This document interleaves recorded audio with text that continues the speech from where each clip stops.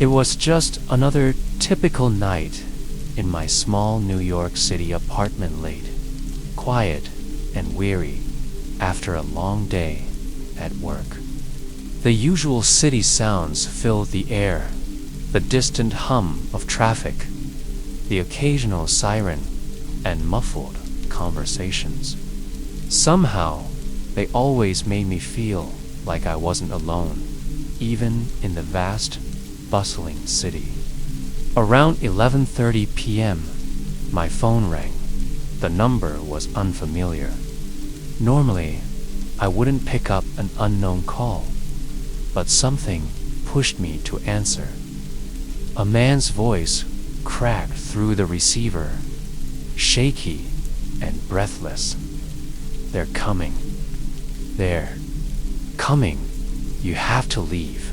Now." I froze, the words unsettling me, but I quickly brushed it off. Probably just a prank, or maybe a wrong number. I told him he had dialed the wrong person and hung up, trying to return to my usual routine. But then, less than 10 minutes later, the phone rang again. Same number. I hesitated, my gut tightening, but I picked up. His voice was frantic, louder now, almost screaming. "Listen to me. They're coming for you. Get out now. Quit." Hear what sounded like someone running or hiding. The sound of heavy breathing. My skin prickled. Yet, I convinced myself it was just another twisted joke. I hung up, the unease lingering like a cold fog. I tried distracting myself, turning on the TV, but the tension in the air was suffocating. My eyes kept darting to the phone, half expecting it to ring again. And then it did. The third call came about 15 minutes later, but this time I couldn't bring myself to answer. I let it go to voicemail, praying it would end. A minute passed, and then a notification buzzed my phone. Another voicemail. I hesitated, but curiosity won. I played the message. His voice was low, panicked. There. You don't have much time. They're coming up. Hide." The hairs on my neck stood up. This wasn't funny anymore. It felt ... real. Too real. My heart began pounding. I stood, scanning the room, now aware of every creak and groan the apartment made. I checked the locks on my front door, double-checked them, just to be sure. Then my phone rang again. My stomach twisted. I didn't want to pick it up, but some force compelled me to. Before I could speak, I heard something ... faint noises in the background. A door creaked open. Footsteps. Then a soft whisper. "They're almost there." The call ended abruptly. I felt an overwhelming urge to check the peephole. My breath caught in my chest as I leaned in, trying to stay still. My heart hammering in my ears. At first, I saw nothing, just the dark, empty hallway. Then, faintly ... footsteps. Slow, deliberate. They were getting closer. I froze, not daring to move a muscle. They stopped right outside my door. Silence. Utter silence. Then I heard its soft scraping against the door. My blood ran cold. Someone was picking the lock. I held my breath, every muscle in my body frozen. The scraping stopped. The door handle jiggled, slowly turning. I felt my pulse in my throat. It didn't open. They tried again, with more force this time, but the deadbolt held. I could hear them whispering. Their words were muffled, but the tension in the air was unbearable. I was trapped. Then a second set of footsteps, a hushed conversation between the intruders. Panic surged through me. There was more than one of them. My mind raced, but no plan seemed viable. I wanted to scream, to call for help, but I was too terrified to make a sound. The door rattled again, this time with such force I feared it would give way. "We need to be quick," one of them muttered. I knew I had to act fast. My eyes darted around the apartment, my mind scrambling for a way out. Then I remembered the fire escape outside my bedroom window. It was my only shot. Moving as quietly as I could, I slipped toward the bedroom, my hands shaking, my breath shallow. Every sound in the apartment now seemed amplified, the silence suffocating. I reached the window and carefully lifted it, praying it wouldn't creak. But then the door in the living room cracked open. They were inside.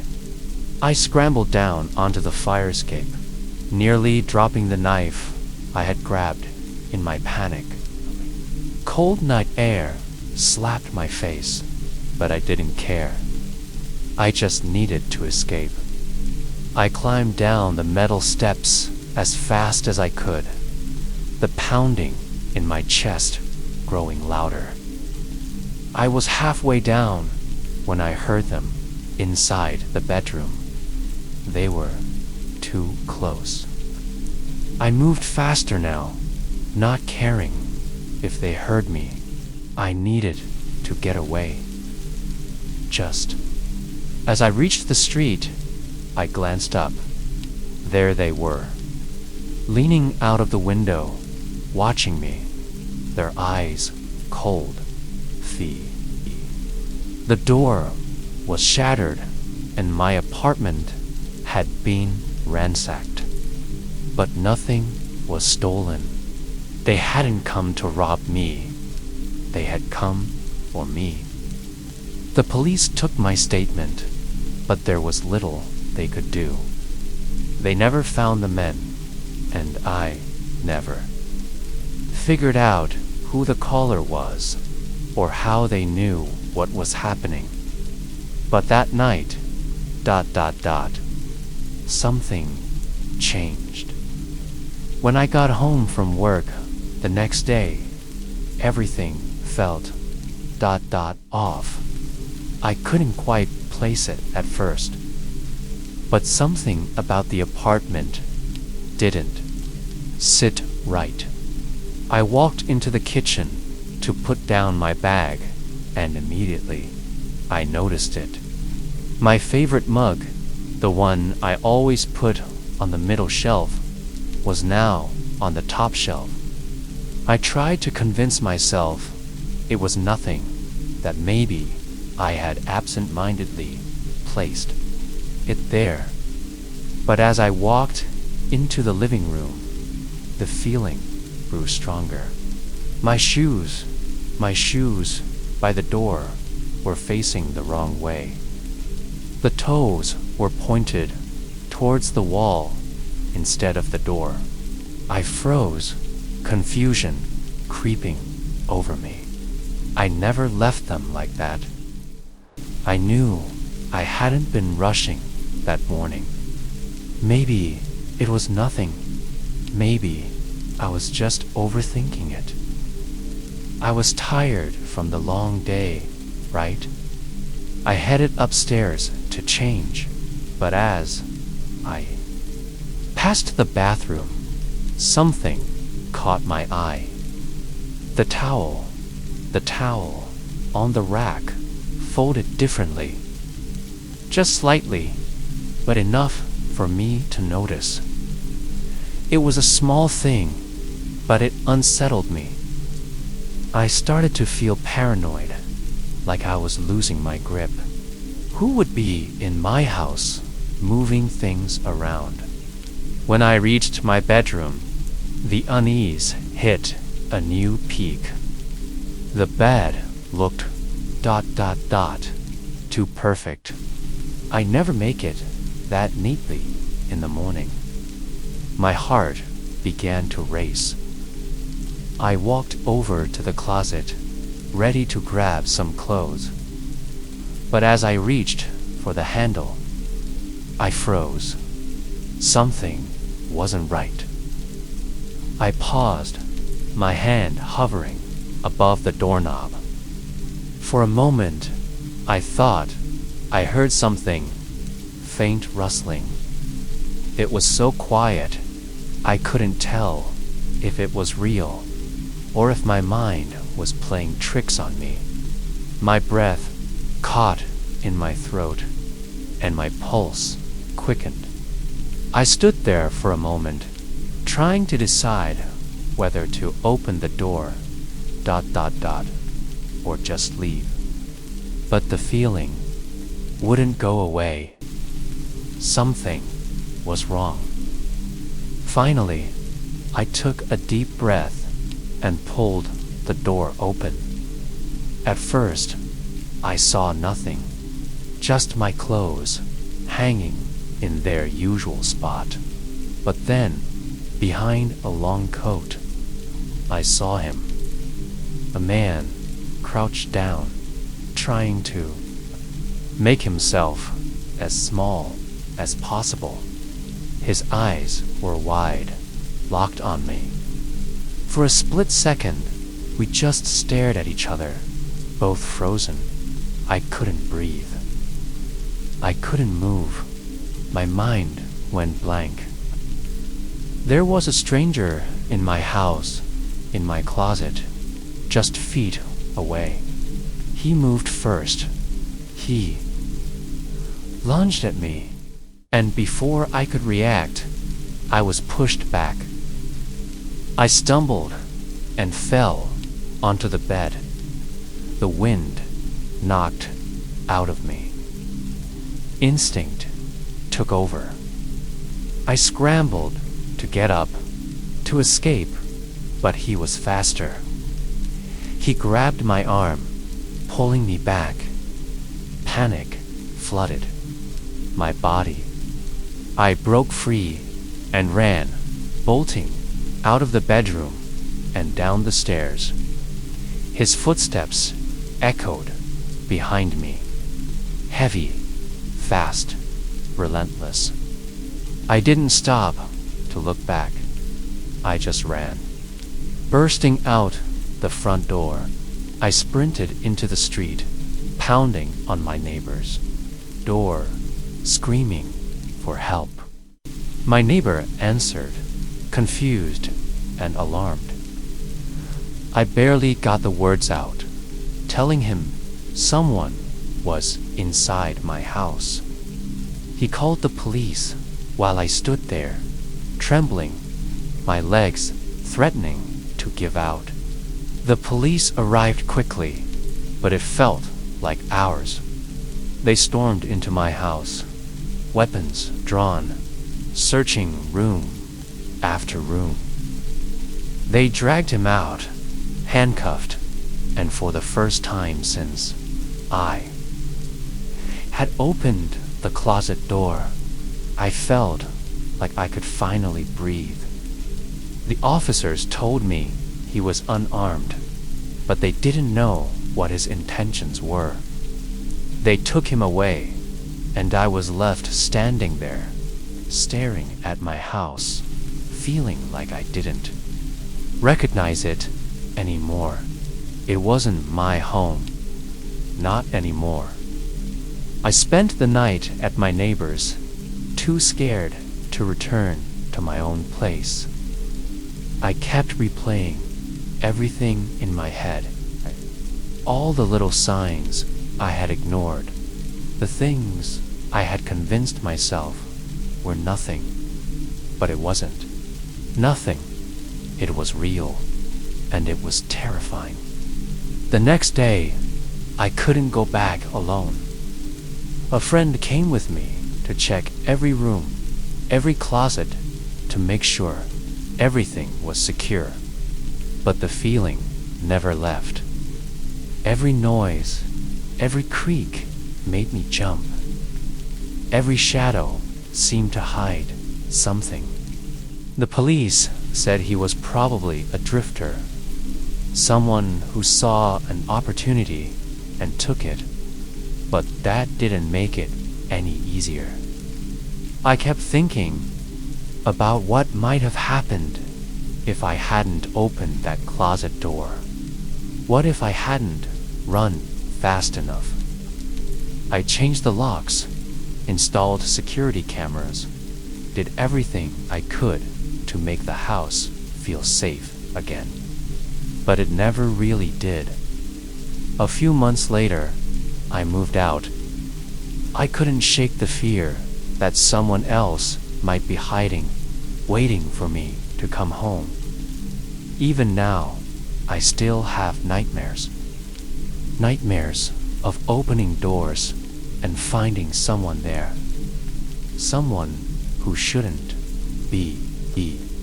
I had just sat down at the diner, tired from the road, and ordered a coffee and a burger.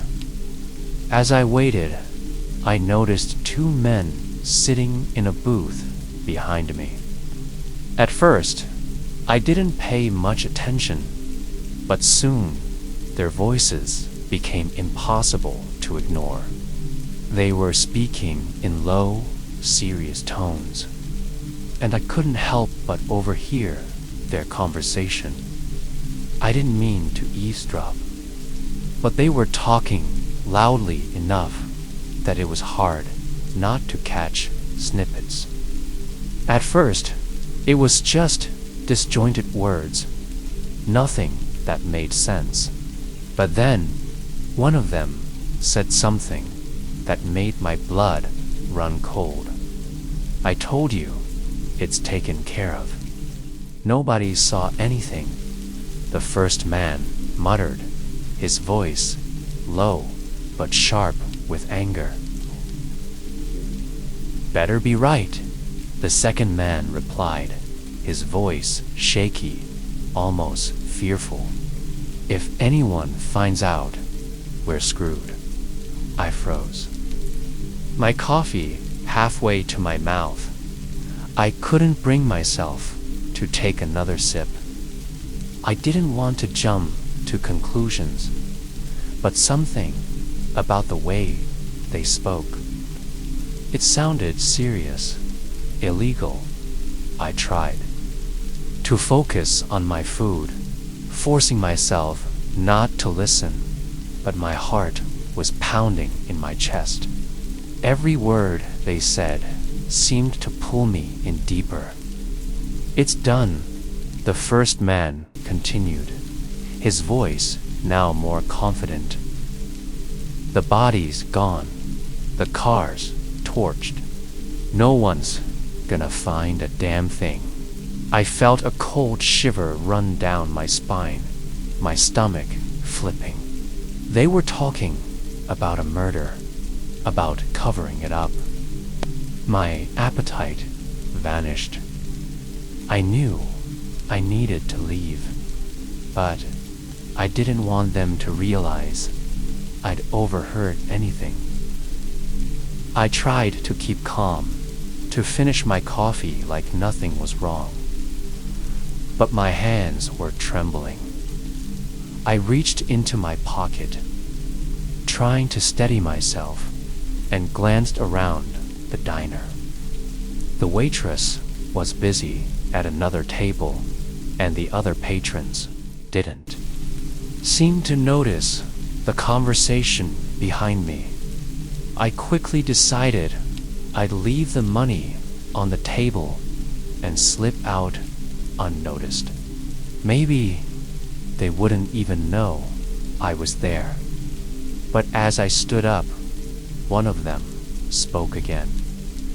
"Hold on," he said, his voice now low, but firm. I froze. My heart slammed against my ribcage. I didn't dare turn around, but I could feel their eyes on me. I knew if I made any sudden moves, it would only make things worse. "You think that guy heard us?" the second man asked, his voice tense. I didn't turn. I just kept moving, trying to act as normal as I could, like any other customer leaving after a meal. My fingers shook as I placed the money on the table, but I didn't look back. I walked toward the door, my mind racing. As I stepped outside, I felt the weight of their gaze on me. I didn't dare look over my shoulder, but I could feel them watching, following me with their eyes. My legs felt like jelly as I made my way to the car, fumbling for my keys. I dropped them on the ground in my panic and bent down to pick them up. That's when I heard the door of the diner creak open behind me. I glanced over my shoulder just in time to see the two men stepping out into the parking lot. Their faces were hard, unfriendly, like they knew exactly what I'd heard. Panic surged through me. My hands were shaking so badly that I could barely get the keys into the lock, but I finally managed it. I slammed the door shut behind me, locking it with trembling fingers. My heart was in my throat as I fought to get the car started. I stole another quick glance in the mirror. There they were, walking toward my car, slow and deliberate, like they had all the time in the world. I couldn't wait any longer. I finally managed to start the engine, throwing the car into reverse, tires squealing as I backed out of the space.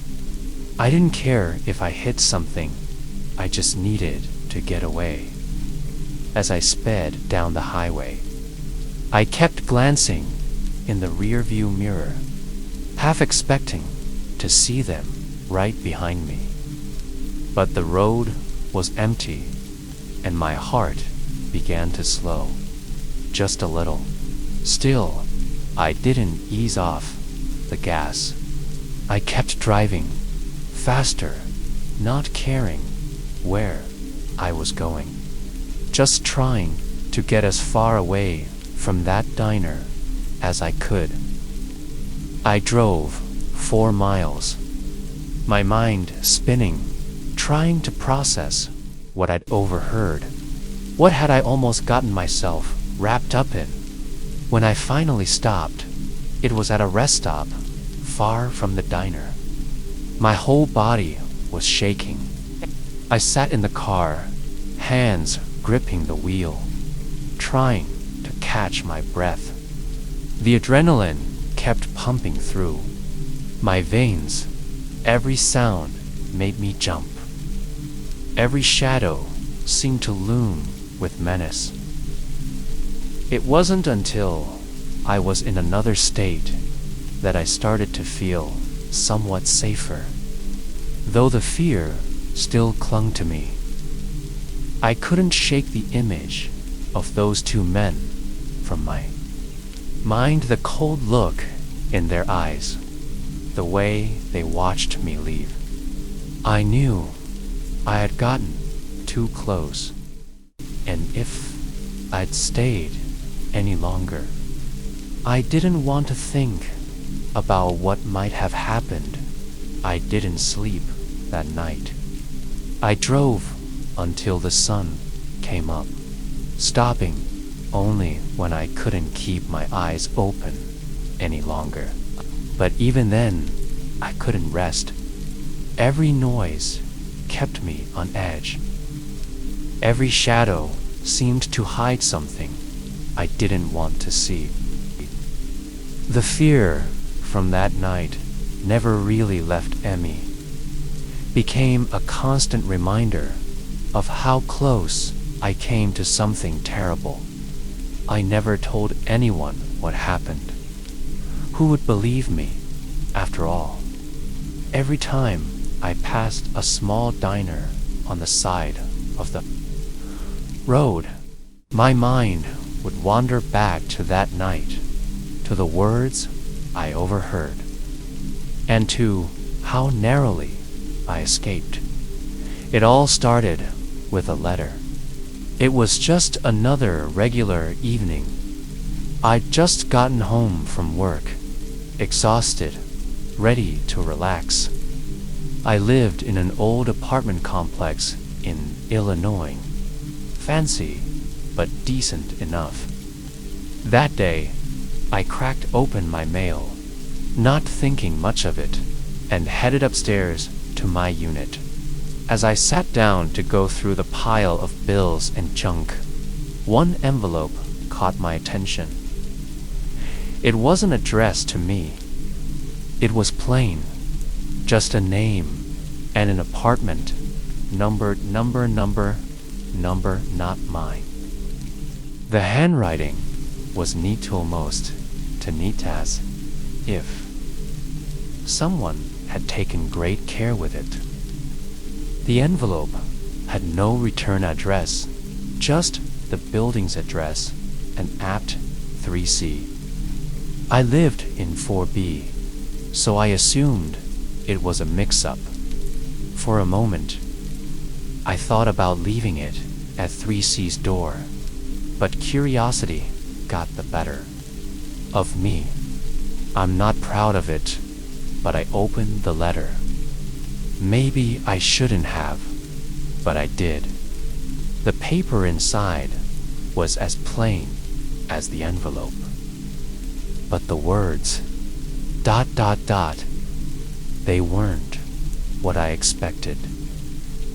The letter described a crime in horrific details. Something cruel. It didn't say who had done it or where it happened. Just the dreadful acts themselves. It was sick. The more I read, the more my hands started to shake. The words were written so matter-of-factly, like it was business. Like it didn't matter that someone's life had been torn apart. I wanted to throw it away, pretend I'd never seen it. But then I remembered it wasn't meant for me. It was meant for someone in 3C. Someone in my building was supposed to get this letter. And that thought gnawed at me. Whoever they were, they had to know what was inside.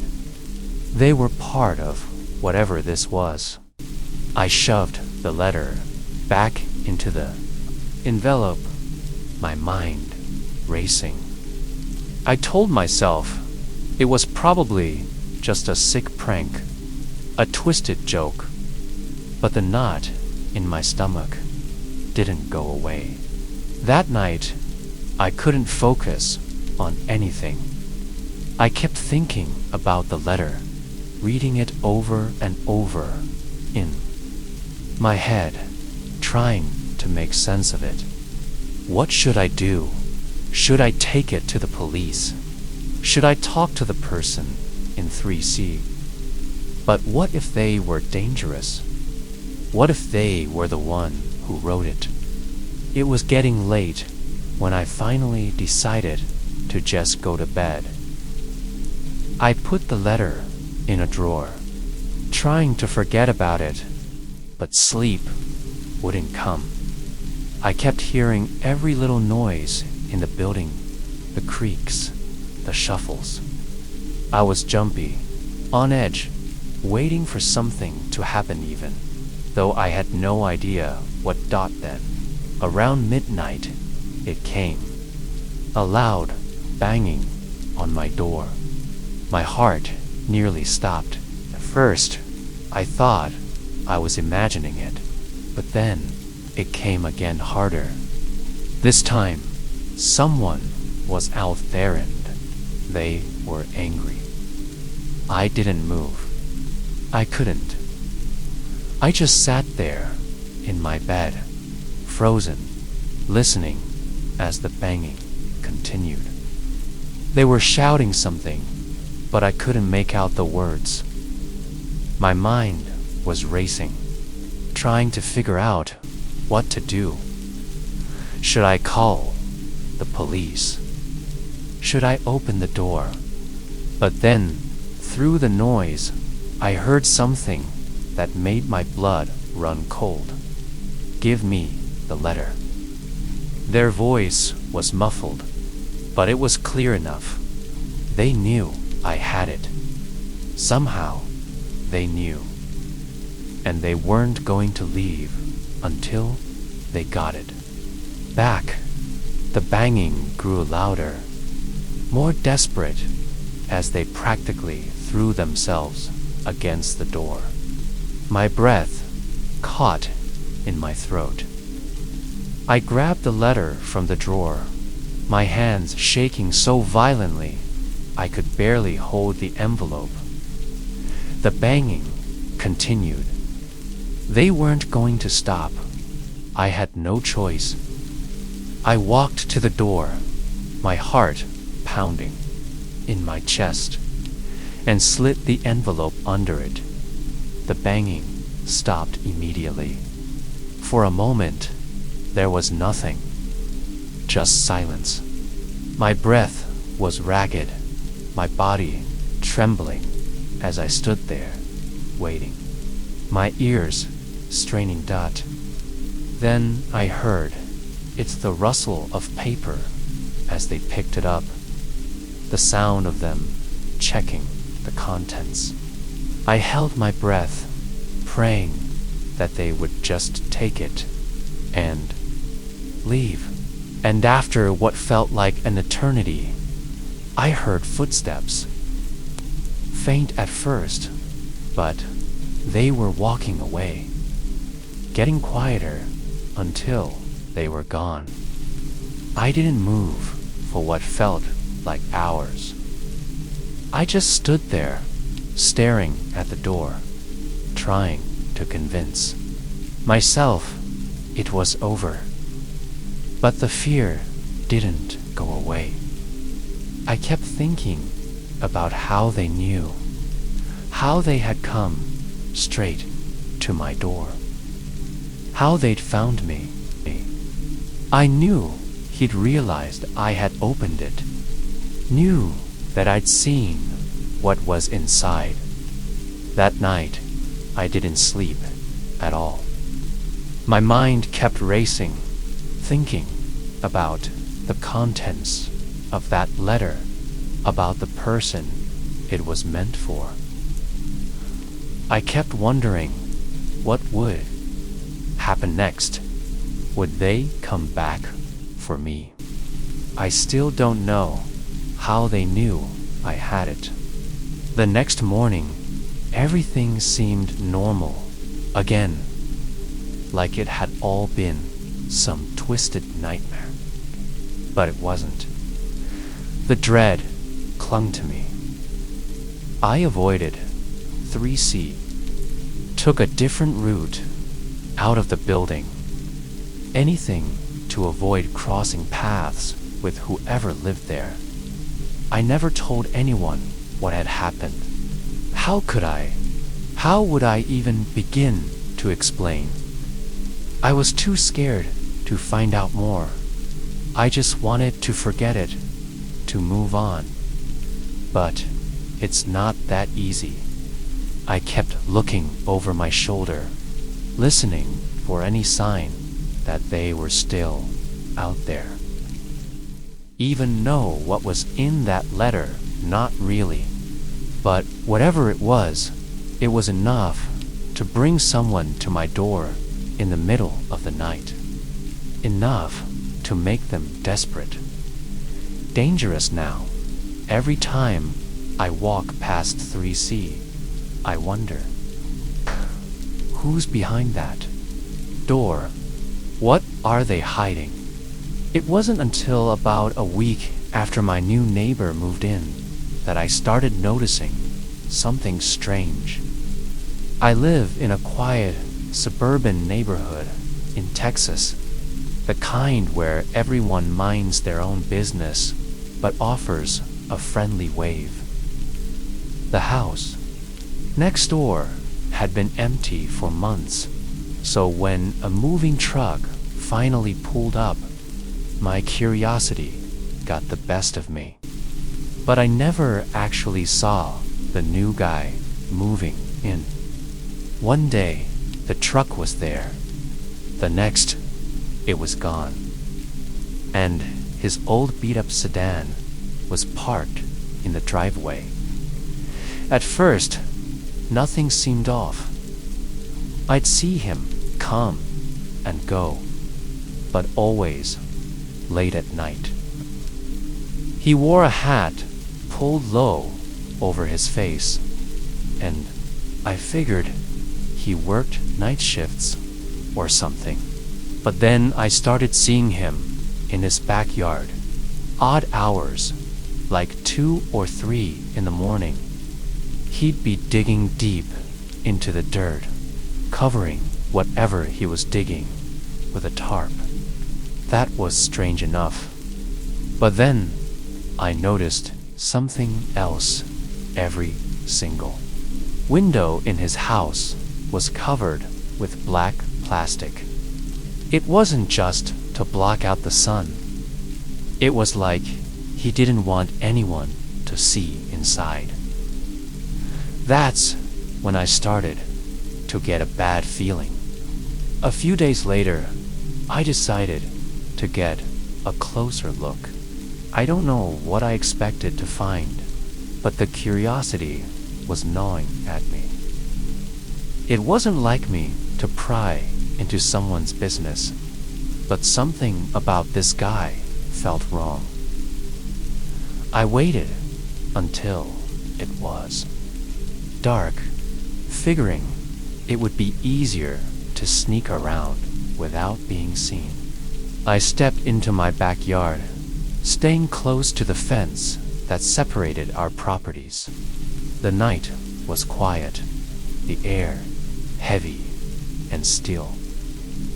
I could see his house clearly, and sure enough, there he was, a Ghana in the backyard, digging beneath the dim glow of a single porch light. I crouched behind some bushes, my eyes fixed on him. The longer I watched, the more I realized how methodical he was. He wasn't digging random holes. He was measuring, making sure everything was exact. He never looked around, never seemed to check if anyone was watching. He was completely focused on whatever he was doing. When he finished, he stood there for a moment, staring down at the hole. Then he began dragging something out of his garage. It was long, wrapped tightly in a tarp. My heart began to pound as I realized what he was doing, what he was about to do. He moved slowly, carefully, lowering the wrapped object into the hole, before covering it with dirt. I don't know how long I stayed crouched there, watching him. My mind was spinning, trying to process what I had just seen. I knew I should call the police, but something kept me in place. Something told me to stay and wait to see what he did next. When he was finished, he wiped his hands on his pants and headed back into the house. I waited a few minutes before standing up. My legs were stiff from crouching, but I couldn't shake the strange pull to check the spot he had just covered. I knew it was a bad idea, but I couldn't stop myself. I climbed over the fence as quietly as I could and landed softly in his backyard. The dirt was freshly turned, easy to scrape away. My heart was pounding harder with each handful I moved. I didn't know what I expected to find, but the gnawing feeling in my gut told me it was something terrible. I kept glancing over my shoulder, half expecting him to come out and catch me, but his house stayed dark and silent. Dug faster, the dirt flying around me, until finally my hands hit something solid tarp, just like the one I had seen him drag out of his garage. My breath caught in my throat. I hesitated, then slowly peeled back the tarp, my fingers trembling. Just as I started to see what was underneath, I heard a creak behind me. I whipped around, and there he was, standing in the back doorway, his eyes locked on mine. The faintest outline of something was visible, a shape barely discernible in the darkness. My heart skipped a beat as I moved closer, trying to make sense of what I was seeing. The closer I got, the clearer it became. A car, but not just any car. It looked like mine, only darker, like it had been hidden in the shadows on purpose. I stopped dead in my tracks, trying to shake off the eerie feeling that washed over me. It didn't make sense. Why would someone hide my car here, in the farthest corner, away from the light? My pulse quickened. I stepped forward cautiously, my footsteps slow and deliberate, echoing in the dead silence of the garage. As I neared the car, I saw something that made my breath catch in my throat. The driver's side door was slightly ajar, and there was a faint smear of something on the handle. I reached out, my hand trembling, but before I could touch it, a sudden movement caught my eye. Someone stepped out from behind the car. I froze. A man stood there, tall and imposing, his features hidden beneath the hood of his sweatshirt. Said nothing at first, just stared at me with eyes that gleamed with a cold, unreadable intensity. I backed up instinctively, every instinct in me screaming to run. But my feet felt like they were stuck to the floor. He finally spoke, his voice low and clipped. Looking for something. I couldn't move, couldn't think. I just stood there, staring at him, my mind racing for any explanation, any reason that this wasn't happening. He took a step forward, and that's when I saw its hand was covered in something dark, something red. My stomach churned as the realization hit me. I wanted to scream, to run, but my body refused to obey. His lips curled into a slight, mocking smile, like he knew exactly how terrified I was. Without warning, he lunged toward me. My heart leaped into my throat as I spun and ran, my footsteps pounding against the concrete, the echoes chasing me. I barely glanced back as I scrambled to find the elevator, but the sound of his steps, heavy and deliberate, was growing louder. I pressed the button frantically, willing the elevator to come faster. It arrived just as I heard him round the corner, and I dove inside, slamming the door shut behind me. My breath was ragged, my hands shaking as I pressed the button for the ground floor. But as the elevator descended, I couldn't shake the feeling that he was still watching, waiting, somewhere just outside those steel doors. The doors opened with a soft chime, and I rushed out into the lobby only to find that the parking garage was empty. The man was gone. My car was gone. Everything was still. The only sound, the frantic pounding of my heart in my chest.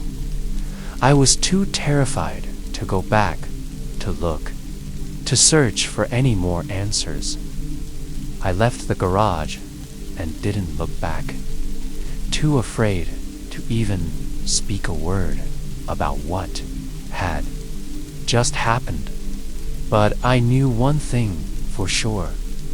Someone had been following me. Someone who knew exactly where I was, where I parked, and what I feared most. I never went back to that garage. I never saw my car again. And to this day, I can't shake the feeling that whatever or whoever was waiting for me down there is still out there, still watching for many. The silence in the garage felt oppressive, like the place itself was holding its breath.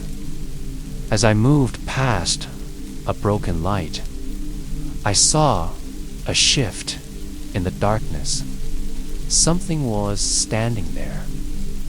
I froze, narrowing my eyes, but there was nothing clear to make out in the shadows. I could feel the hairs on the back of my neck stand up, a cold sweat forming across my skin. I tried to shake it off, telling myself it was just my mind playing tricks. But the feeling lingered, crawling under my skin, gnawing at me. I kept glancing back, half expecting to see someone step out from the corner. But the darkness stayed still. My heart raced as I quickened my pace, the sound of my heels echoing in the emptiness. I just needed to find my car and leave, to get out of this place. I reached the far end of the garage and turned to check the other rows. That's when I saw him. A man stood several rows over, barely visible under one of the dim, flickering lights. Tall, wearing dark clothes, and staring directly at me. My blood ran cold. I couldn't make out his face, but the stillness of his posture made every muscle in my body lock in fear. For a brief moment, I considered calling out to him, asking if he'd seen anything, but something in the pit of my stomach warned against it. Without a word, I turned and began walking in the opposite direction, my pace quickening. I could feel his eyes on my back, boring into me, even though I didn't hear his footsteps. I moved faster, trying to stay calm, but my thoughts raced. My car, where was it? I turned corners and checked rows, but it felt like a maze. He was still there, somewhere in the shadows, watching my breath hitched, panic clawing at my chest as I walked faster, then broke into a run. I didn't dare look back. Every step, every sound felt amplified in the stillness. Then, suddenly, I saw him again, the same man, but now standing by the exit doors, blocking my path. My heart pounded as I stopped dead in my tracks. His face was cold, expressionless, but his eyes, those eyes sent a jolt of ice through me. I turned to walk away quickly, but the deeper I went into the garage, the more lost I felt. The walls seemed to close in around me, the shadows thickening. The footsteps started again, soft at first, then louder. He was gaining on me. Panic set in as I sprinted, my heels clicking violently on the concrete, my breath ragged. I turned a corner, praying to lose him, but his steps were right behind me. Just when I thought I couldn't keep running, I spotted a maintenance door slightly ajar at the end of the row. Desperation took over. I ran toward it, yanking it open, just as I heard his footsteps right behind me. I slipped inside and shut the door as quietly as I could, pressing my back against it, holding my breath. Inside was a small, dark room filled with cleaning supplies and chemicals. The air thick and suffocating. I stood, frozen, listening for any sound from outside. My heartbeat thundered in my ears, making every creak and groan of the building seem like footsteps coming for me. I didn't know if he had seen me slip inside or if he was still waiting. The tension stretched on, unbearable. Slowly, I cracked the door open, peering out into the dark, empty garage. There was no sign of him, but the silence didn't bring comfort. I slipped out of the room, moving low to the ground, heading for the nearest exit. My car was still gone. I knew something was wrong. The garage had swallowed up every trace of it, and I had no idea what was waiting for me next.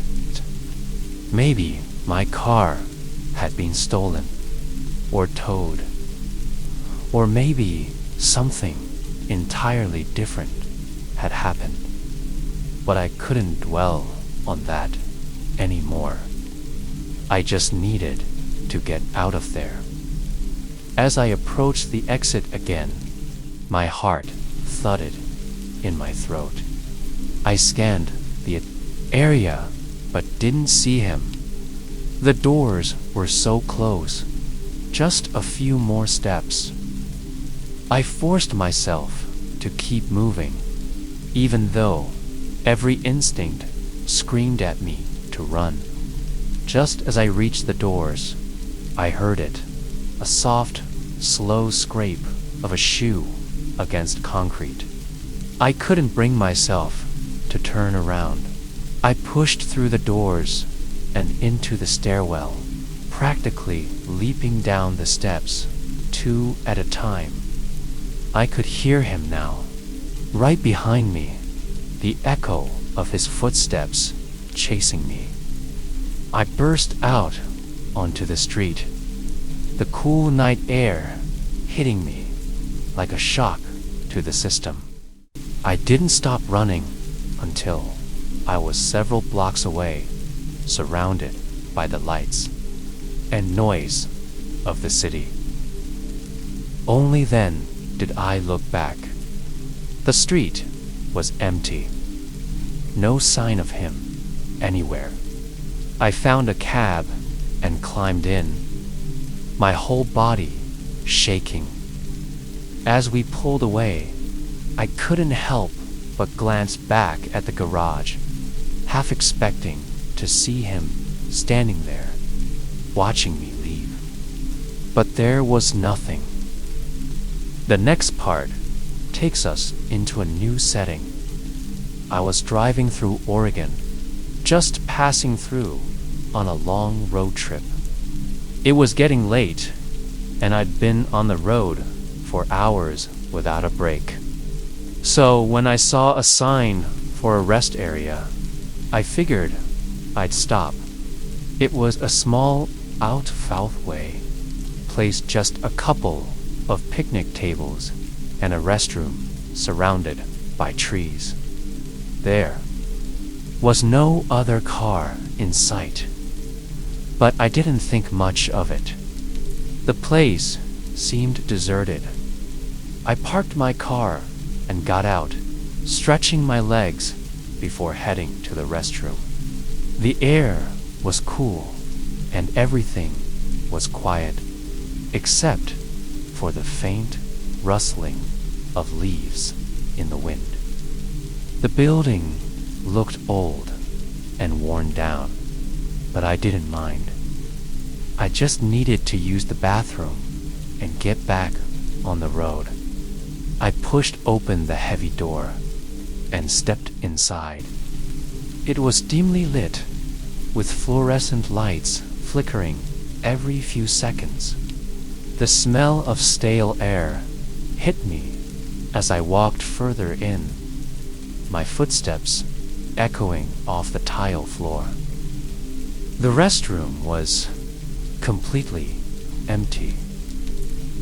I picked a stall near the back, not really paying attention to anything else. I just wanted to get in and out as fast as possible. The door creaked as I shut it behind me, and I could hear the faint sound of wind whistling through cracks in the walls. After finishing up, I went to open the stall door, but it wouldn't budge. At first, I thought it was just stuck. I pushed harder, but it wouldn't move. That's when I realized something was wrong. I hadn't locked it, so there was no reason for it to be jammed like this. I pushed again, harder this time, but it stayed firmly in place. My heart started pounding, a cold sweat forming on my forehead. I took a deep breath, trying to stay calm. Maybe the door was just old or swollen, but no matter how hard I pushed, it wouldn't open. Panic crept in, but I tried to relax. I decided to crawl under the door. But just as I crouched down, I heard voices outside. They were muffled, but clear enough for me to make out a few words. They were talking about me. I froze, my heart skipping a beat. There were at least 2 of them, maybe more.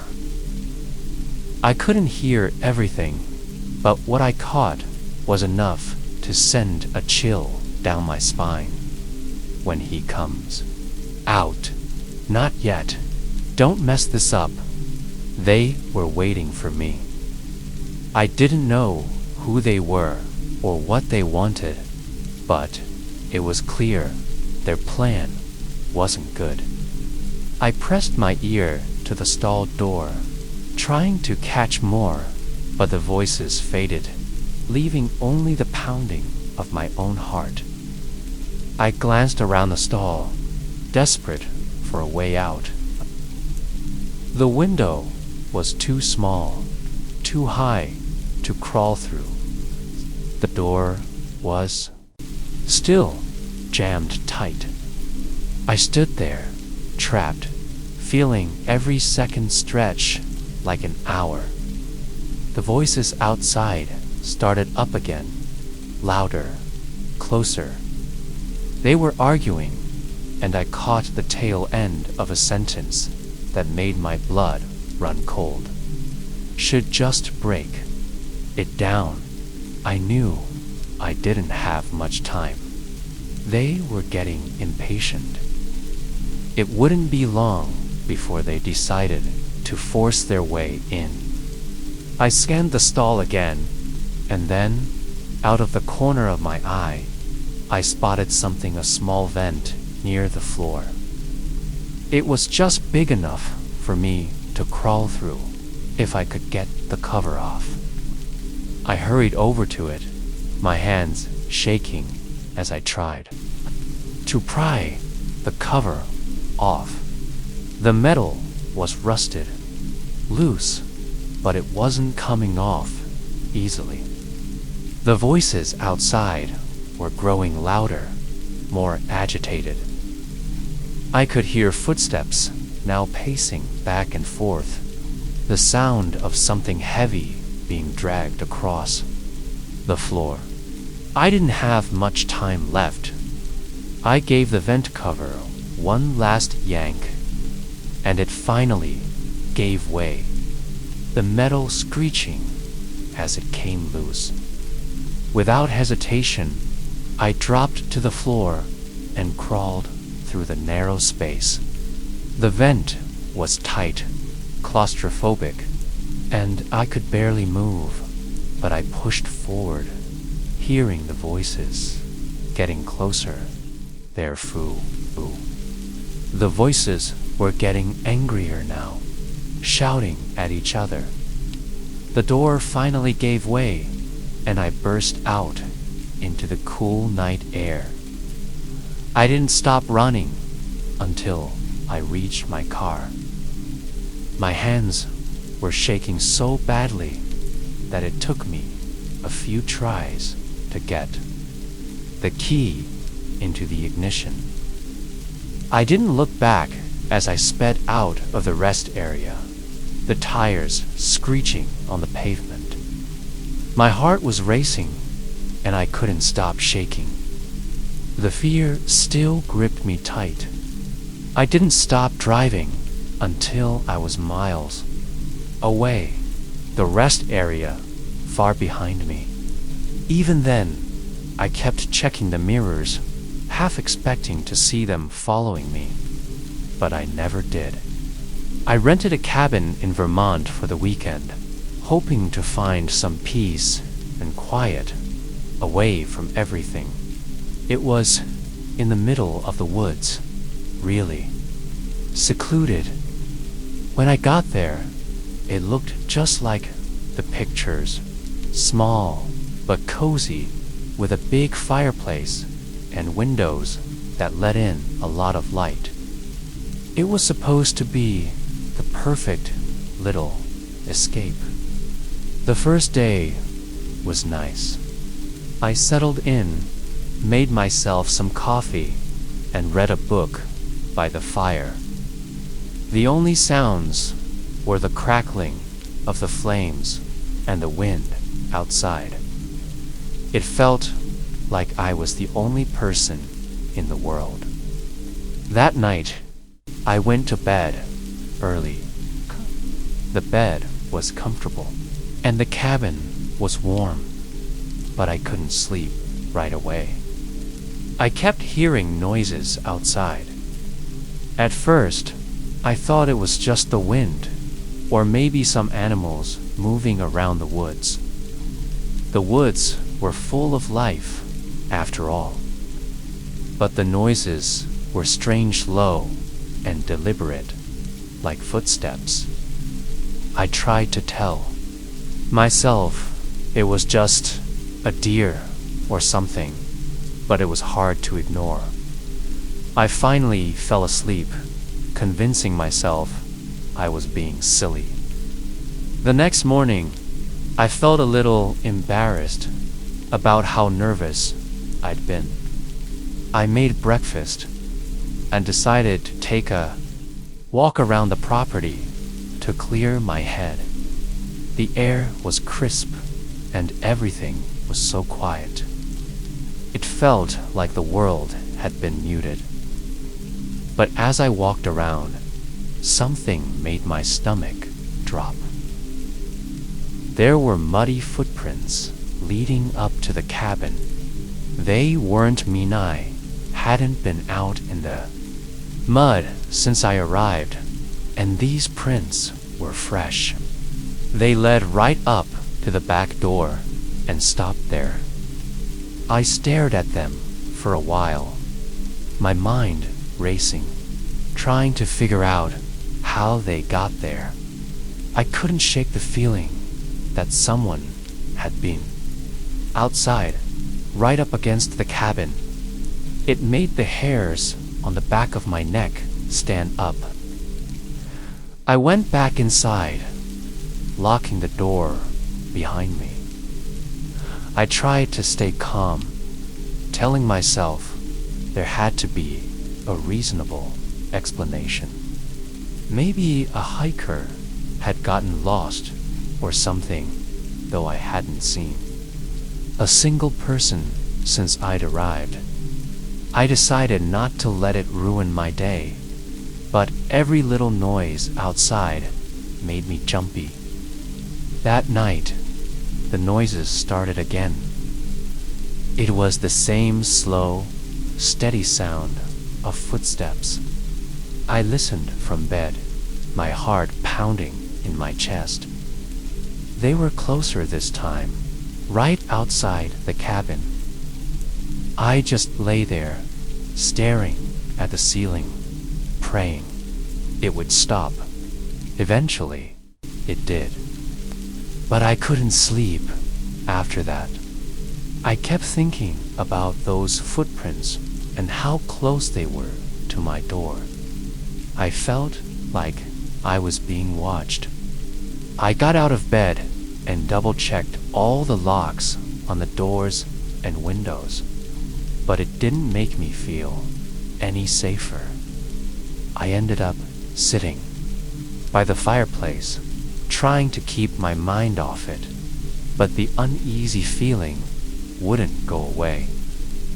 In the morning, I decided to leave the cabin for a while, thinking I might feel better if I got out and did something.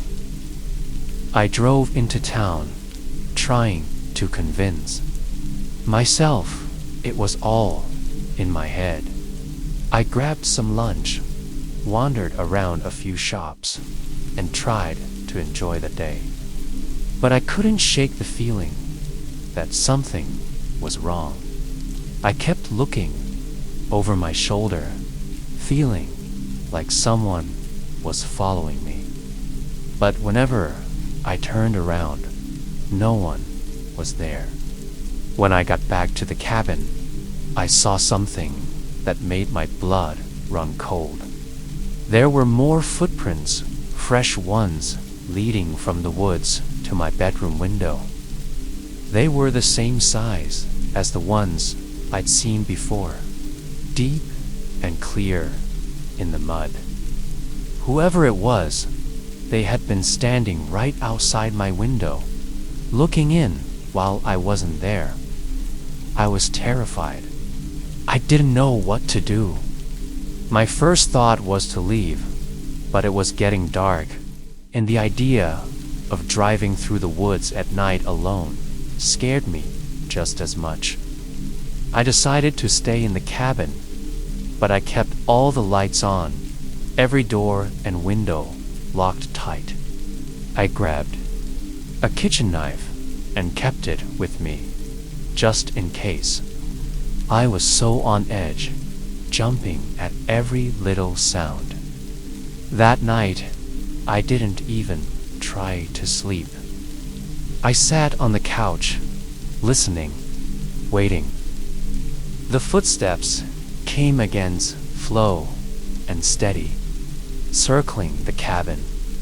I could hear them moving around, stopping every so often, like they were trying to find a way in. I held the knife tight, my hand shaking. I didn't know what they wanted or who they were, but I knew I wasn't alone. At one point, the footsteps stopped right outside the back. The voices were getting angrier now, shouting at each other.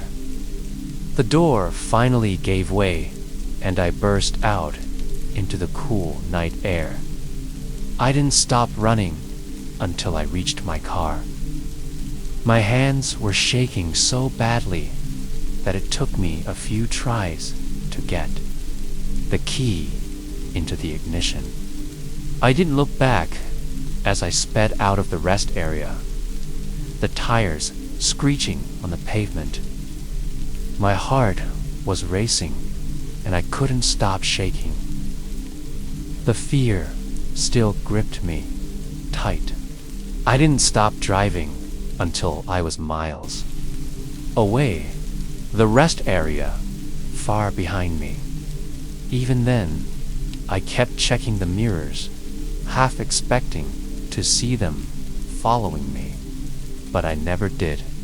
I rented a cabin in Vermont for the weekend, hoping to find some peace and quiet away from everything. It was in the middle of the woods, really secluded.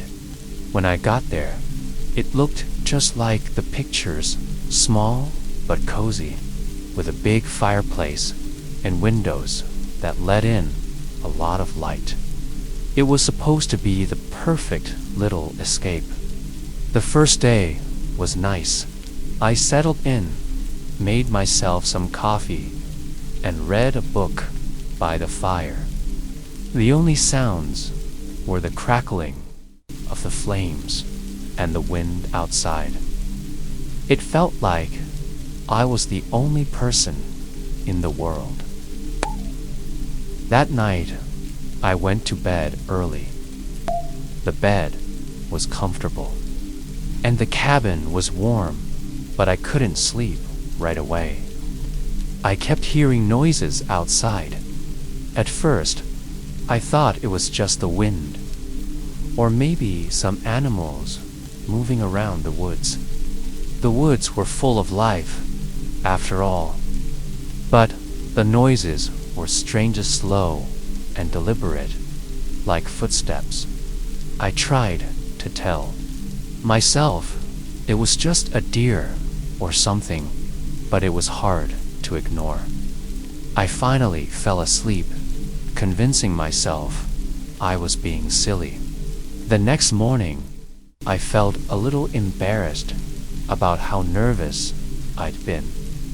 I made breakfast and decided to take a walk around the property to clear my head.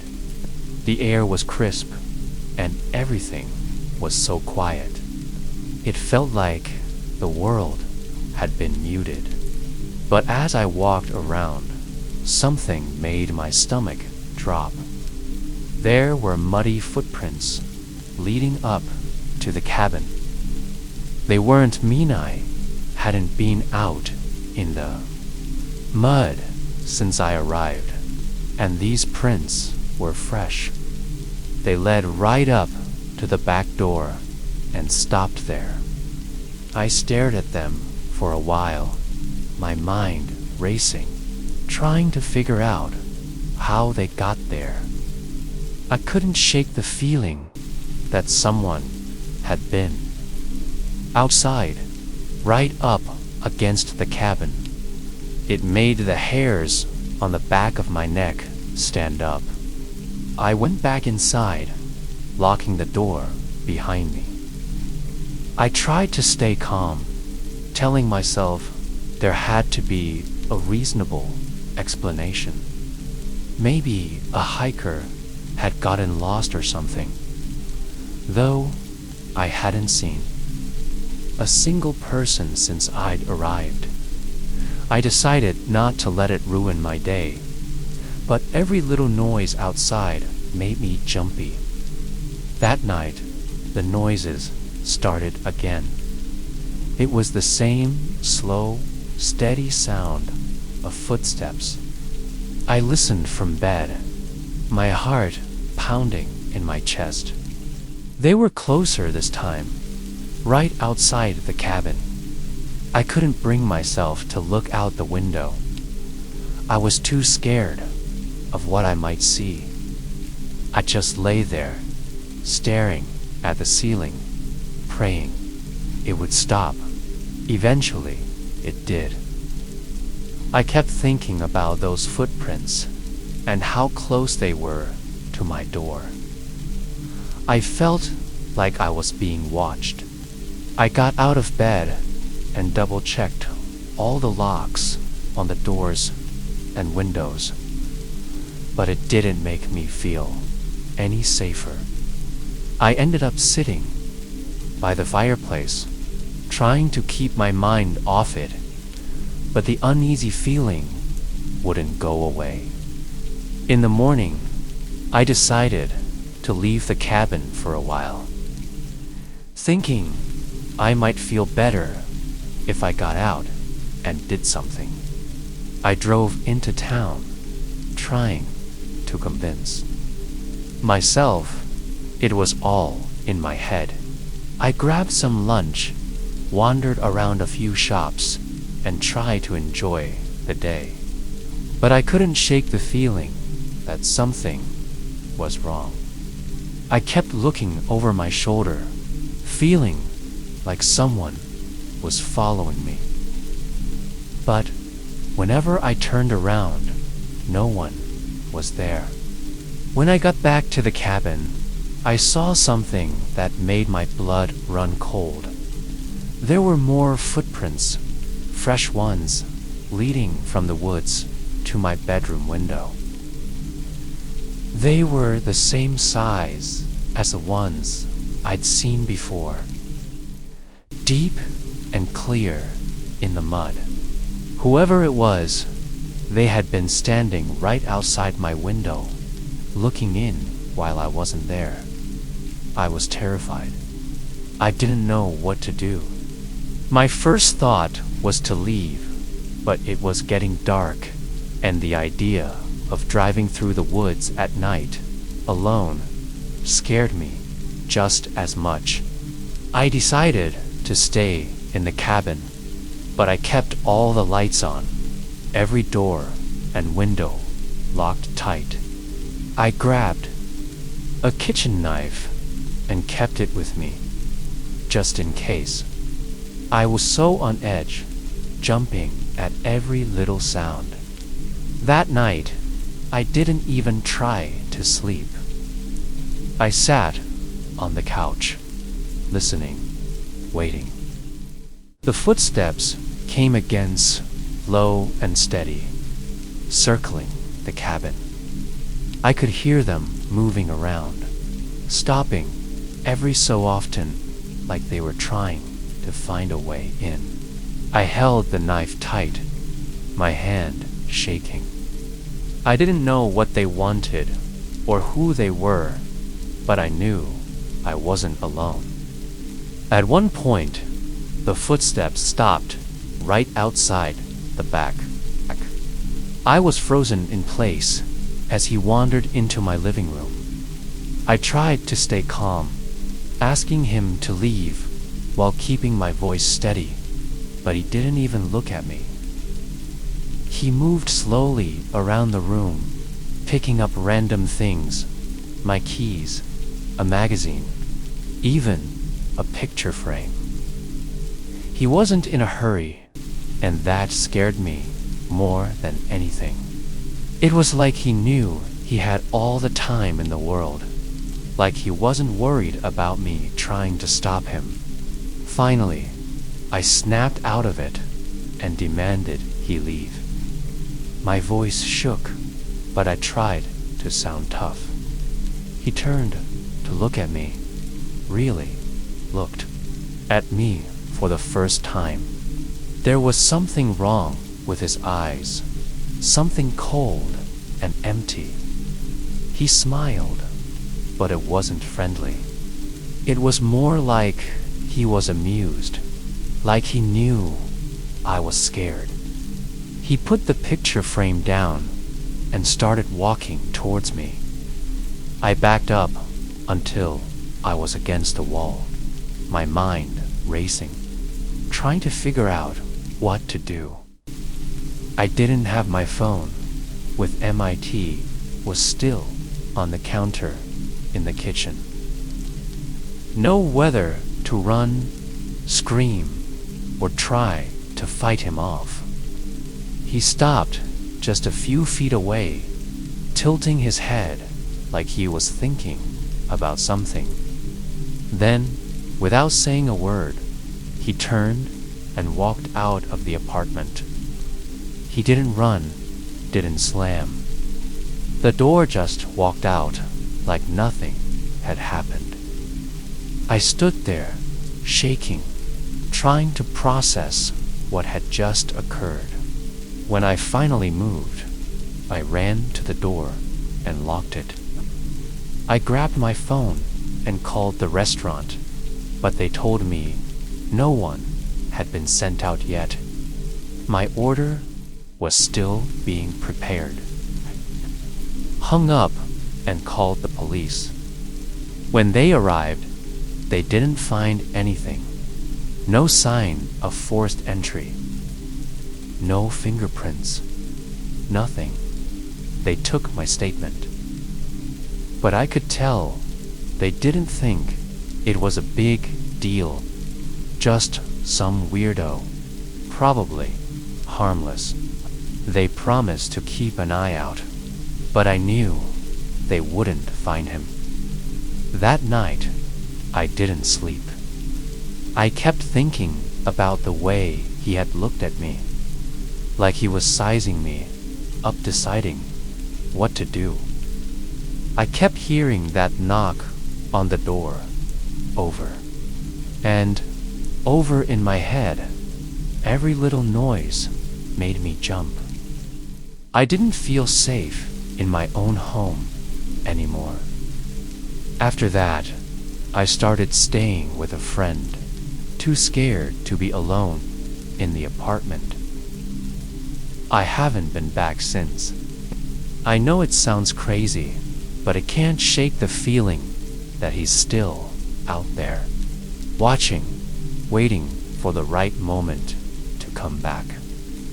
I keep thinking about that smile, that empty look in his eyes. I know I'll never forget it.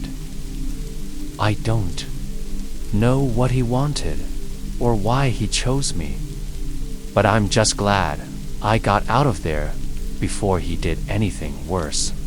I don't know what would have happened if I hadn't found my voice, if I hadn't demanded he leave.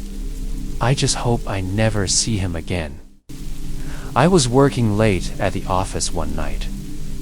It was just after 9 p.m., and the building was mostly empty. I was finishing up a report due the next day. The office was eerily quiet. Only the hum of the air conditioning and the occasional clatter of a stray paper breaking the silence. When I finally wrapped up, I decided it was time to head home. I packed up my things and headed to the elevator. I pressed the button and waited. The elevator arrived with a soft chime, and I stepped inside, relieved to be heading home. As the doors were about to close, a man slipped in quickly. I glanced at him, and he seemed off. He was disheveled, like he'd been running or something. His clothes were wrinkled, a little dirty, and he had this wild look in his eyes. I tried to ignore him, just focusing on the numbers lighting up as the elevator started to move. But then, the elevator jolted suddenly, and the lights flickered. I felt a small rush of panic as the lights went out completely for a few seconds. When they came back on, I noticed something that made my blood run cold. The man's hands were smeared with what looked like blood.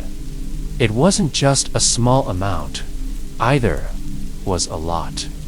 My mind raced. I wanted to say something, to ask if he was okay, but I couldn't find the words. I just stood there, trying to stay calm. The man seemed to sense my unease. He looked at me with these wide, unblinking eyes, and I could see the fear in his expression. It was like he was trapped in his own world, unable to focus on anything else. The elevator stopped moving, and the lights flickered again. I could hear the faint buzzing of the emergency light above us. The man took a deep breath, and I noticed his hands were shaking. He glanced around the elevator, then back at me, like he was trying to make sense of something. Is something wrong? I finally managed to ask, trying to keep my voice steady. My throat felt dry, and my heart was pounding in my chest. He didn't answer right away. He just stared at me, his eyes darting around like he was trying to remember something. The silence was deafening. I wanted to press the emergency button, but my hands felt like lead. After what felt like an eternity, he spoke. They're coming. I still think about that night sometimes. The feeling of being trapped in the elevator with someone so unstable. Not knowing what might happen next. It's something I can't forget. A few months ago, in late summer, I was driving down a deserted road, heading home after a long day at work. It was past dusk, and the sun had already dipped below the horizon. The only light came from my headlights, cutting through the darkness. The road stretched for miles, empty and silent, with hardly any traffic. I was used to the isolation, but that night it felt more intense. As I drove, I saw a figure on the side of the road. A man was standing there, his thumb out clearly, hitchhiking. I hesitated at first, but couldn't ignore the thought of someone out there, alone, in the dark. I pulled over, and he got in, without hesitation. At first, he seemed normal, just an average guy in his late 20s. He introduced himself as Matt and said he was trying to get to a town a bit farther down the road. I agreed, to give him a ride, since it wasn't much out of my way. We chatted for a while. He talked about his trip, his plans, nothing out of the ordinary. The conversation was light and polite until it took a turn. He started asking personal questions about my job, my family, where I was headed. At first, I thought he was just making small talk, trying to be friendly. But as the conversation went on, his questions became more specific. He asked about my house, the neighborhood I lived in, and how long I'd been living there. I found it odd, but I brushed it off as harmless curiosity. I gave him fake answers, hoping to steer the conversation elsewhere. Then he said something that made my skin crawl. He mentioned knowing about the new dog I had just adopted. I hadn't told anyone about my dog. I hadn't even mentioned getting one recently. My heart started racing. I asked him how he knew about it, and he just smiled and shrugged. "You talk about it sometimes," he said. "It's not hard to pick up on." I tried to stay calm, keeping my voice steady. "I don't talk about my personal life much," I said, but his casual tone made my stomach twist. Continued, and he seemed to know things he shouldn't. He even talked about a recent vacation, one that was supposed to be a secret. My anxiety grew with each word. It was becoming clear that something was seriously wrong. I decided it was time to cut the conversation short. I told him I was feeling tired and needed some quiet. He didn't push, but I could sense a shift in his demeanor. He seemed to settle back into his seat, but the atmosphere in the car grew tense. Suddenly, he asked, "Do you ever think about what might happen if you just ... disappeared?"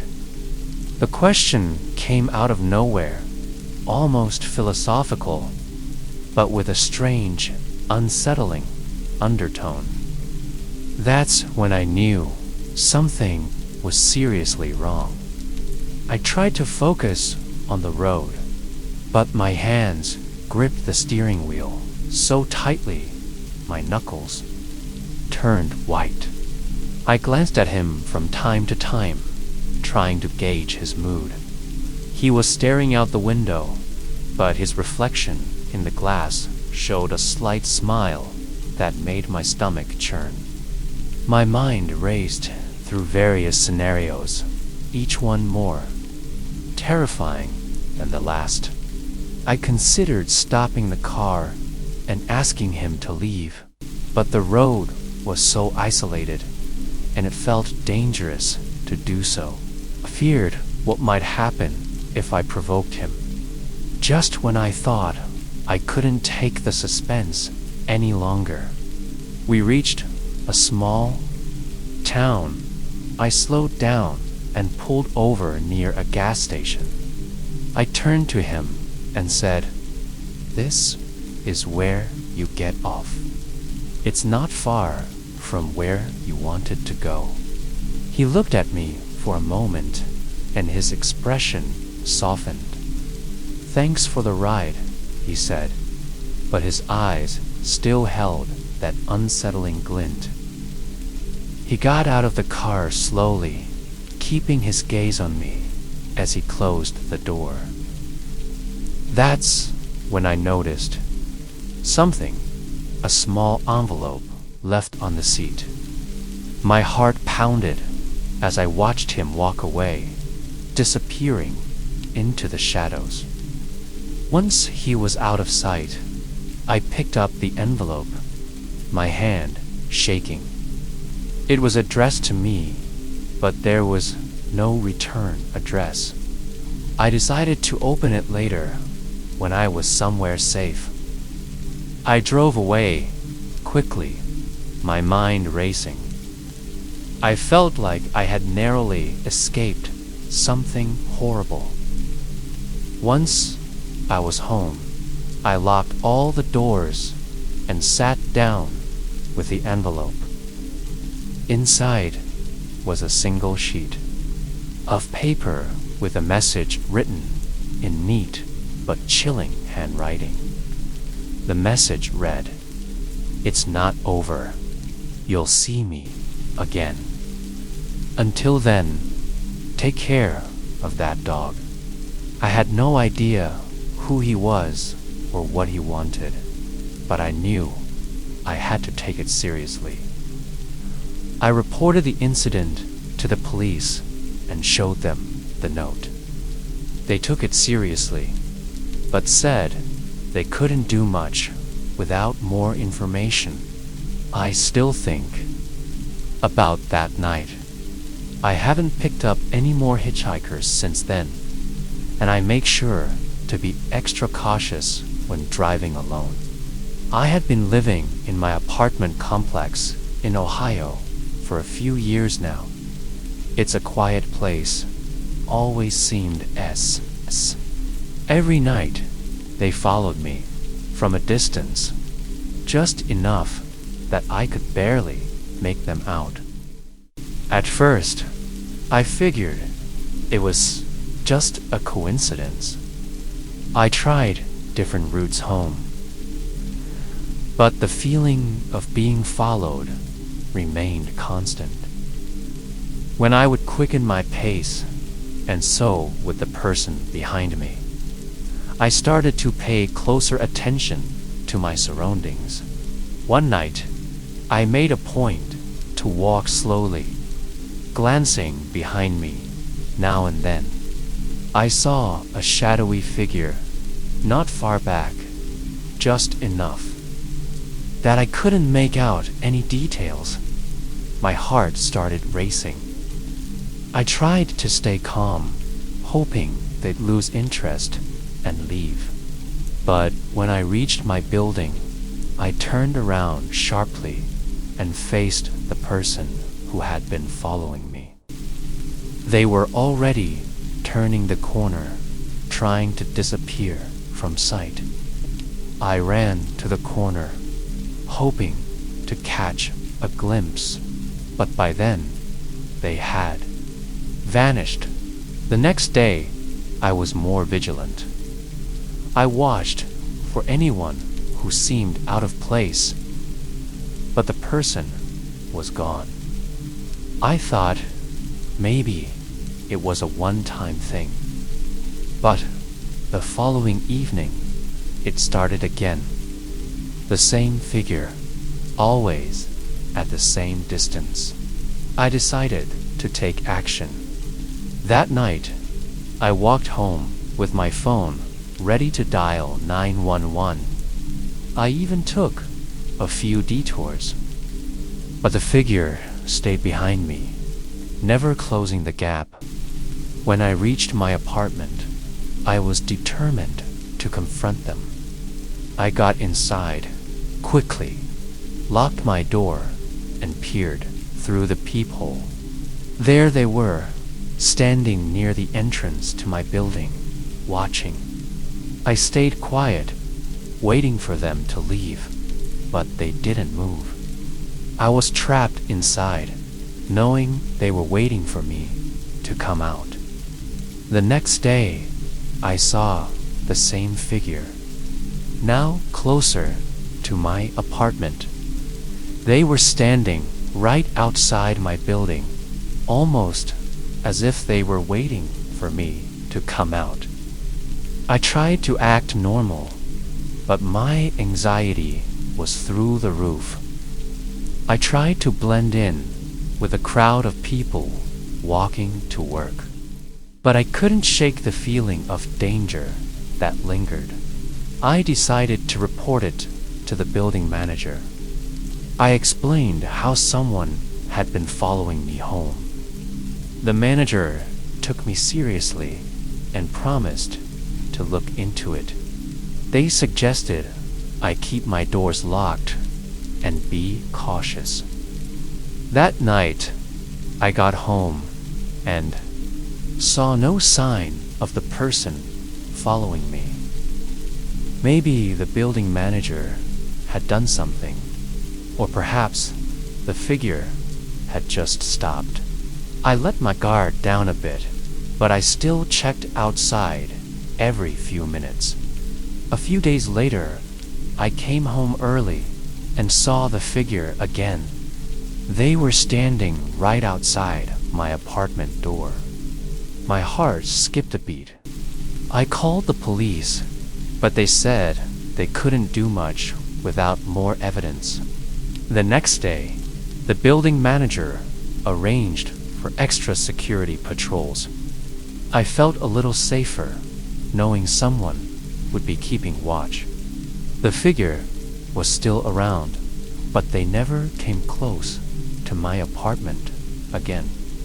It continued like this for a while.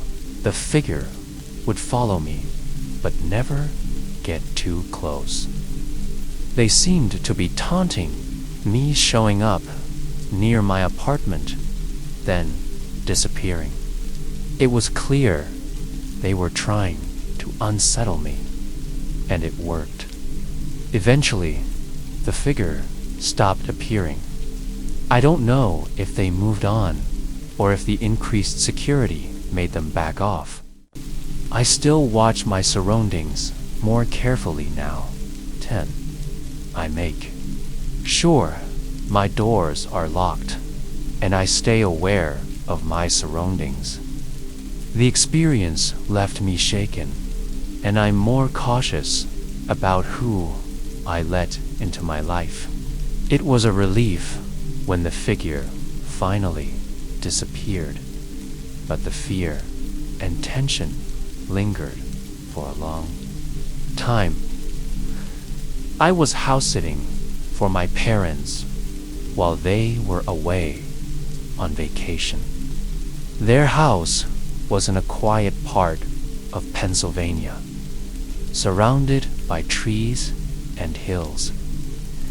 It was supposed to be a peaceful week. The first few days went by without incident. To care of the male, watered the plants, and kept the house in order. One night, as I was getting ready for bed, I heard footsteps coming from upstairs. I paused, thinking it was just the house settling, but the sounds continued slow and deliberate. I went upstairs to check, but there was no one there. All the rooms, even the bathroom, and found nothing out of the ordinary. The footsteps seemed to stop, so I went back downstairs, telling myself it was probably just my imagination or some noise from the old house. I locked up, turned off the lights, and went to bed. The noise didn't return that night, and I managed to sleep, though I woke up a few times, feeling uneasy. The next morning, as I was making coffee, I noticed the attic door was open. I don't remember ever seeing it open before. The attic was a place I had never really explored. My parents kept it locked up for as long as I could remember. It was strange that it was open now. I went to the attic door, which was at the end of the hall. The door was heavy and dusty. I pushed it open slowly, revealing a steep, narrow staircase leading up to the attic. The light in the hallway didn't reach very far up there, so It was dark. I hesitated for a moment, but my curiosity got the better. I grabbed a flashlight from the kitchen and made my way up the stairs. The wooden steps creaked under my weight, and the air felt musty and stale.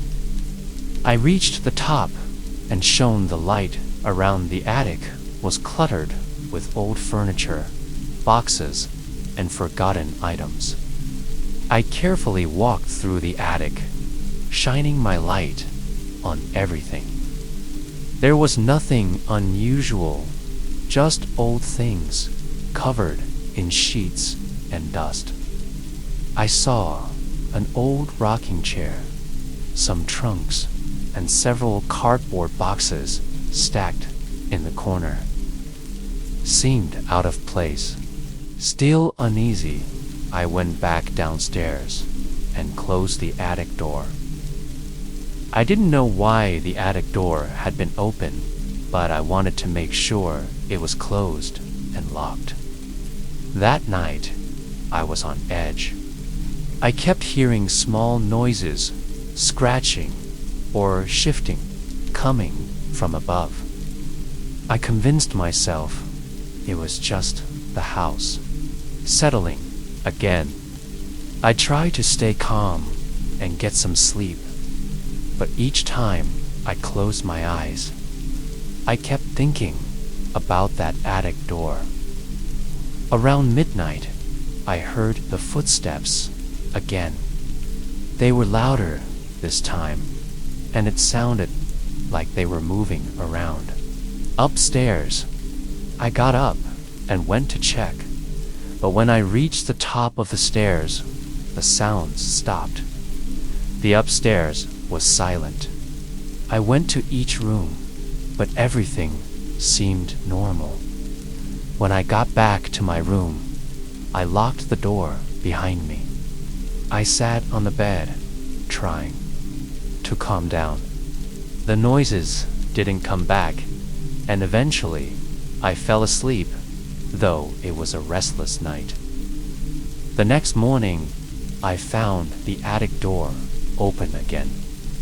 It was almost as if someone had been up there during the night. I went up to check once more, but there was nothing different. The attic was as I had left it. I felt a chill run down my spine as I closed the door again.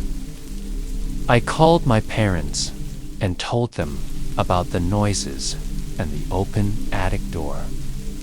They were concerned, but reassured me that the house was old and creaky. They suggested I check the locks and make sure everything was secure.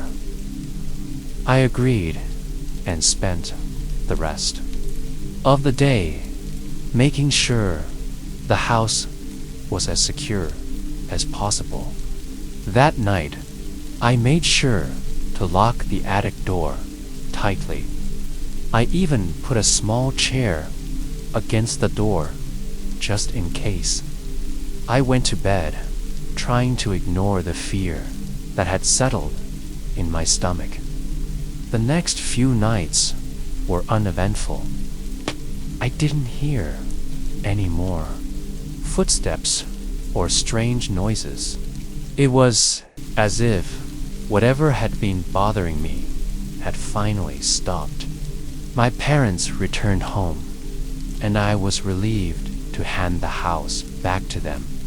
I never mentioned the noises or the attic door to them. They had enough to worry about, and I didn't want to add to their stress. I was just glad that my time house sitting was over and I could go back to my own place. Looking back, I'm still not sure what was going on. Maybe it was just an old house making odd noises, or maybe someone had been trying to scare me. Either way, I was glad to leave that place behind.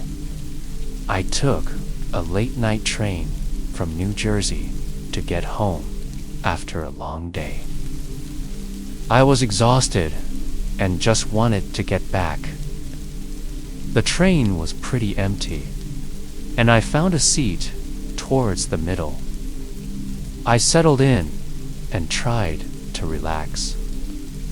But the journey seemed to drag on longer than usual as the train picked up speed. I noticed a group of 3 men sitting a few rows ahead of me. They were talking loudly, but I wasn't paying much attention until I heard one of them mention something about a big mess and getting rid of the evidence. My curiosity got the better of me, so I tried to listen in without being too obvious. The men's conversation grew more detailed. They started talking about a crime they had just committed. The way they spoke was chilling. They discussed how they had planned everything. My heart started racing as I realized the seriousness of what they were talking about. I knew I had to be careful. I didn't want to get involved or draw attention to myself. I kept my head down and tried to focus on my phone, pretending to scroll through social media. But I couldn't help glancing over at them from time to time.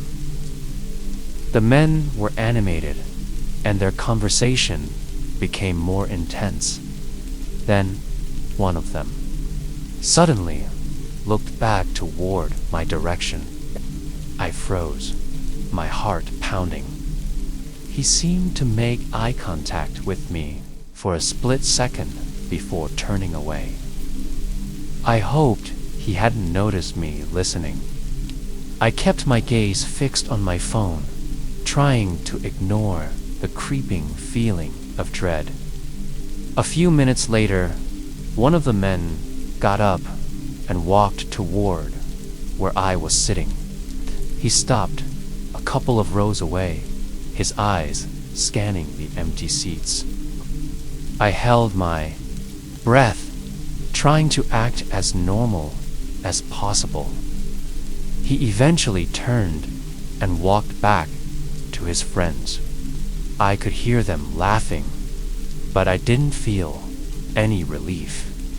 It was clear that something wasn't right, and the tension in the air only grew thicker. I jumped up and grabbed my phone, rushing to the door. But before I could open it, I noticed something strange. A small piece of paper had been slipped under the door. It was barely visible in the dim light, but I could see it clearly enough to know it wasn't just a random scrap. My hand trembled as I bent down and picked it up. The paper was old, yellowed around the edges, like it had been crumpled up and flattened out again. I unfolded it slowly, my heart pounding in my chest. The message scrawled on it was simple but chilling. You shouldn't have opened the door. I froze, staring at the note, my blood turning cold. I couldn't believe what I was reading. Who had left it, and why? My mind raced with possibilities, but none of them were reassuring. I looked around the room, trying to make sense of it all. The knocking had stopped, but the air felt heavy now, thick with tension. I stepped back, cautiously, my eyes never leaving the door. I locked it again, then double-checked the chain, just to be sure. The room was eerily silent. The only sound now, the distant hum of the highway and the occasional flicker of the overhead light. I paced the room, unsure of what to do next. The note could have been some sick joke, or it could have been a warning. Either way, the sense of unease was overwhelming. I knew I couldn't stay here much longer, not with the possibility of someone watching me, waiting for me to make the wrong move. I grabbed my bag, prepared to leave, but then I heard a sound, soft footsteps outside the door. They were slow and deliberate, just like the knocking had been. I froze, my breath caught in my throat. I didn't dare make a sound, not knowing if whoever was out there could hear me. I strained my ears, listening, but the footsteps stopped, just as suddenly as they had started. Was it the same person? Was someone standing just outside my door, waiting for me to open it again? I didn't want to find out. I backed away from the door, feeling the weight of the moment pressing in on me. The paper burned in my hand, a constant reminder that I wasn't safe. Not here, not now. I made up my mind I was leaving, but before I could move any further, the door handle turned. Let me know if you'd like to continue. The desert floor, each step sending a fresh wave of terror through my body. I tried to control my breathing, keeping as still as possible, praying that he wouldn't find me. The air felt thick, suffocating, as if the desert itself were holding its breath with me. I peered around the boulder, my eyes scanning the dark void of the night, but I couldn't see him. The sound of his footsteps had stopped. Was he waiting for me to make a move? Or had he already given up and left? I stayed, crouched, barely able to breathe, hoping he wouldn't hear my pounding heart. Then I heard a faint rustling sound behind. Someone was circling, trying to figure out where I went. My fear intensified, and the instinct to run flooded my mind. But I couldn't afford to be reckless. One wrong move, and I'd be right back in his grasp. I waited for what felt like an eternity, not daring to move until I finally heard the sound I'd been dreading, the car engine starting again. The man must have given up on searching. I watched through the narrow gap between the rocks as the headlights slowly pulled away, casting long shadows across the desert as the car disappeared. I allowed myself to exhale, trembling with relief and exhaustion. But I knew the danger wasn't over yet. He was still out there, and I had no idea if he would return or if there were more of them. I couldn't risk staying in the open.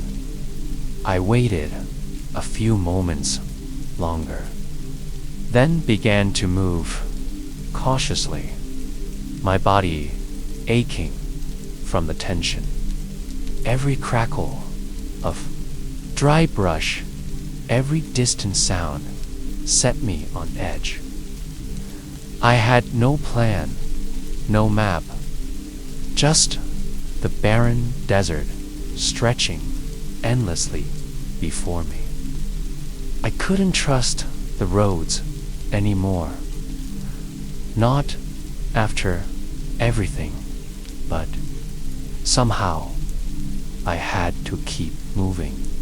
There was no turning back.